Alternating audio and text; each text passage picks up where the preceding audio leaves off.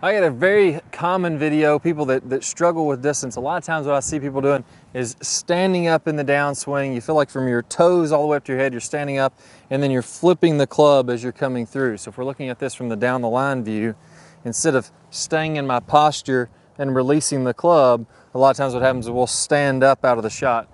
Now this goes hand in hand with lag, forward shaft lean, and releasing the club. As I start to stand up, I get farther away from the ball. So if you can imagine, if I stay down in my posture, I'm coming into contact just like I would be hitting this driver.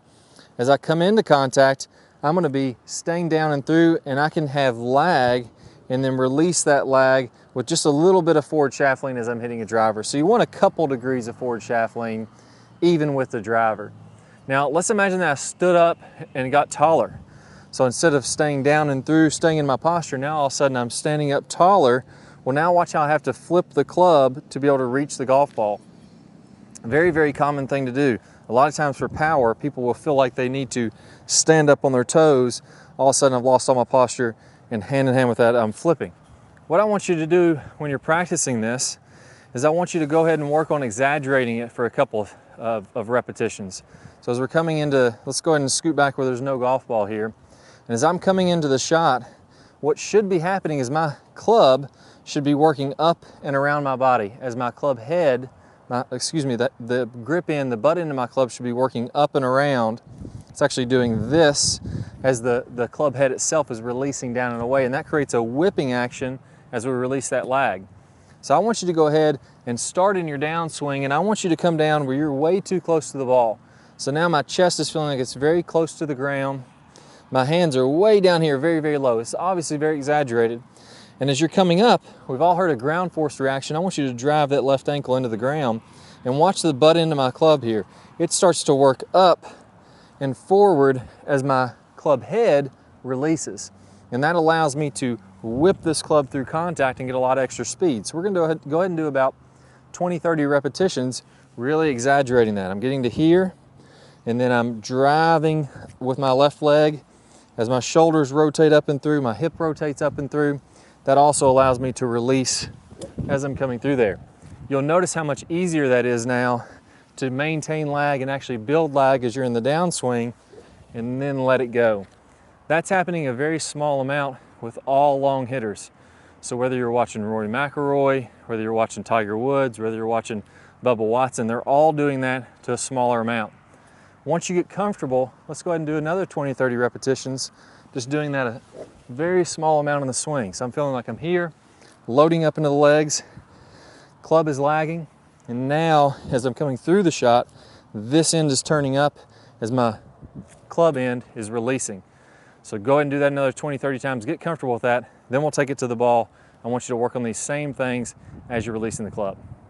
All right, so now let's go ahead and test it out on my flight scope. I'm gonna make some swings. The first one I'm gonna stand up. Actually, the first one I'm gonna hit solid. We'll see how that one does. We'll get a good reading on that. And then I'm gonna stand up and flip, and we're gonna compare the two, and let's put a real number to see what's the difference in distance when we're doing this. All right, so let's go ahead and start out with the good one first.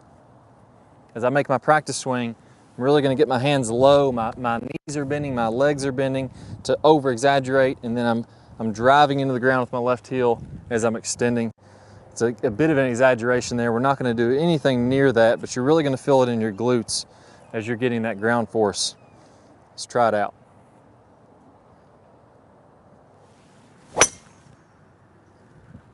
There you go, pretty solid shot right down the middle. Let's get the reading. We'll do it the wrong way. Let's see the difference.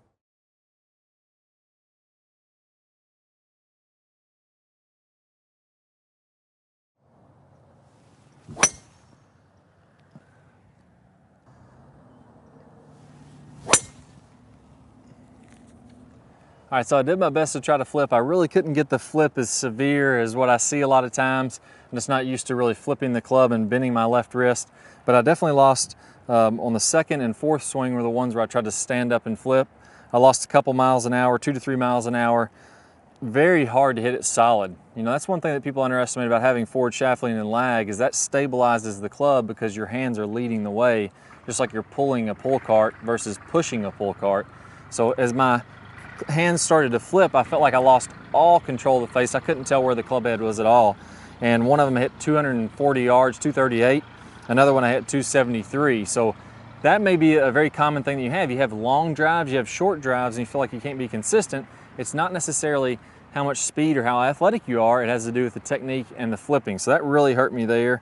The ones that I hit with better posture, having more forward shaft lean, having more lag in the downswing and releasing better, I didn't hit those quite as solid as I would like, but I still averaged 293 and 290, 113.9 and 114.8 on the club head speed. So much more consistent. I felt like I had more control of the head.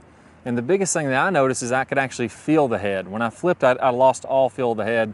When I had nice lag and forward shaft lean, as I'm starting to come into the ball, I could feel completely where the head was. So I think you guys will find the same things. Go out there, work hard. I'll see y'all soon.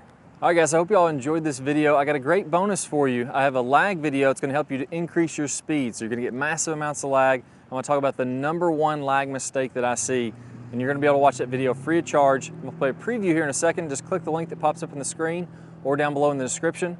Plus you're gonna get 5 videos that introduce you to the top speed golf system absolutely free as you sign up to watch this video. If you're on a mobile device, click the link in the description below. And also remember to subscribe. We have Swing Speed Saturdays coming out every single Saturday, going to help you to hit the ball farther, and you're not going to want to miss out on that. If you have any questions, post them in the comments below. I'll see you guys soon. Good luck. Let's go ahead and start talking about some lag. Hi guys, and welcome back. I'm Clay Ballard, and in today's video, we're going to talk about one of the absolute worst drills for creating lag. It's a very common drill that I see. And in this drill, what we're going to do is we're going to set the wrist very early to create an angle of lag, and then we're going to try to hold this throughout the swing.